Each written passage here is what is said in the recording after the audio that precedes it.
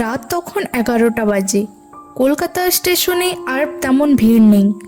দিনের ব্যস্ততা শেষ। স্টেশন জুড়ে শুধুই নির্জনতা। দু একজন হকার দোকান গুটিয়ে নিচ্ছে, আর কয়েকজন হোমলেস মানুষ প্ল্যাটফর্মের এক কোণে গুটিসুটি মেরে শুয়ে আছে। অরিন্দম আজ একটু বেশি দেরি করে ফেলেছে।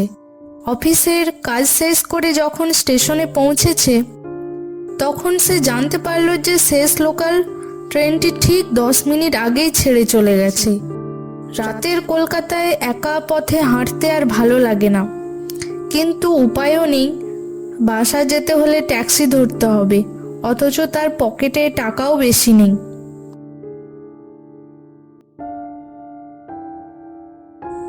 ঠিক তখনই স্টেশনে ঘোষণা শোনা গেল, একটি বিশেষ লোকাল ট্রেন রাত 11:30টায় ছাড়বে, যাত্রীরা দয়া করে প্রস্তুত থাকুন।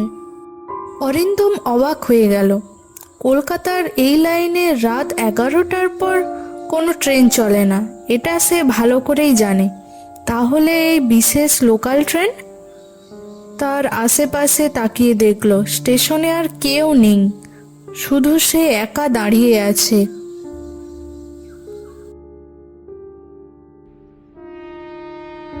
ঠিক রাত 11:30টায় কুয়াশার ভেতর দিয়ে আস্তে আস্তে একটি ট্রেন স্টেশনে এসে থামল।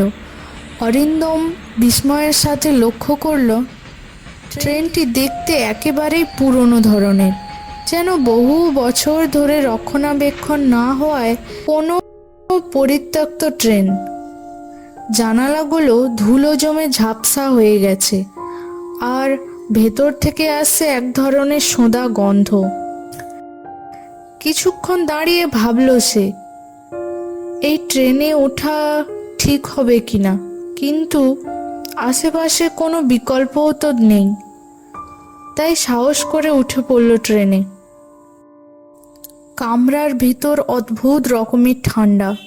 জানালার বাইরে কিছুই দেখা যাচ্ছে না, শুধু ঘন কুয়াশা। ট্রেনের ভেতর একেবারে ফাঁকা, শুধু এক কোণে একজন বৃদ্ধ বসে আছেন। অরিন্দম ধীরে ধীরে গিয়ে জানলার ধারে বসল। ট্রেন ধীরে ধীরে চলতে শুরু করলো। আশ্চর্যের বিষয়, স্টেশনের বাইরে শহরের কোনো দৃশ্য দেখা যাচ্ছে না। অরিন্দমের মনে কেমন যেন অস্বস্তি হতে লাগলো। বৃদ্ধ লোকটি আচমকা মাথা তুলে তাকালেন তার দিকে। তার চোখ দুটো যেন অদ্ভুতভাবে জ্বলজ্বল করছে।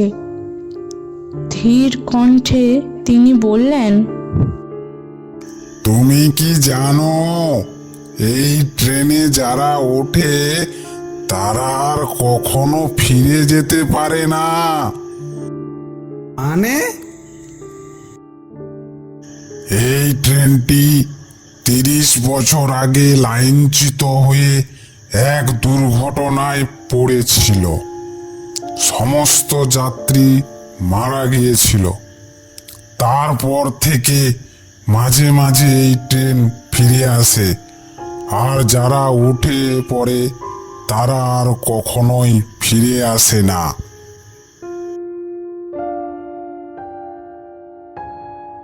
অরিন্দমের গলা শুকিয়ে গেল। আপনি কি বলছেন? বৃদ্ধ লোকটি এবার ধীরে ধীরে হাসলেন। তার ঠোঁটের কোণে এক রহস্যময় হাসি, আর চোখ দুটো লাল হয়ে উঠছে ধীরে ধীরে। তুমি কি জানো তুমি আসলে এখন কোথায় আছো? একদম কিছু বুঝে ওঠার আগেই ট্রেনের বাতিগুলো একসঙ্গে জ্বলতে আর নিভতে লাগলো। একটা বিকট শব্দে জানালার কাছে ফাটল ধরল, আর জানালার ওপাশে মৃত মানুষের ছায়াগুলো দেখা যেতে লাগলো। তারা যেন হাত বাড়িয়ে ডাকছে। অরিন্দম আতঙ্কে উঠে দাঁড়ালো, দরজার দিকে দৌড় দিল, কিন্তু দরজাটা কোনোভাবেই খুলছে না। ট্রেন যেমন ক্রমশ অন্ধকারের গহ্বরে তলে যাচ্ছে। তার চিৎকার করতে ইচ্ছে করছিল, কিন্তু গলা দিয়ে কোনো আওয়াজ বের হলো না। বৃদ্ধ লোকটি এবার পুরোপুরি বদলে গেছেন। তার শরীর কেমন যেন ধোঁয়ার মতো হয়ে গেল, চোখগুলো কোটরাগত, আর তার ফ্যাকাশে ঠোঁট থেকে বের হলো একটা ফিসফিসানি। আমরা সবাই এই ট্রেনের যাত্রী, এবার তুমিও আমাদের দলে যোগ দিলে। শেষবারের মতো অরিন্দম দৌড় দিয়ে দরজার দিকে গেল। ট্রেন তখনও চলছে, দরজাটা কিছুতেই খুলতে পারছে না সে। পরদিন সকালে কলকাতা স্টেশনে কর্তৃপক্ষ খোঁজ করলো। কেউ একজন জানালো যে রাতের বেলা একজন যুবককে প্ল্যাটফর্মে একা দাঁড়িয়ে থাকতে দেখা গিয়েছিল।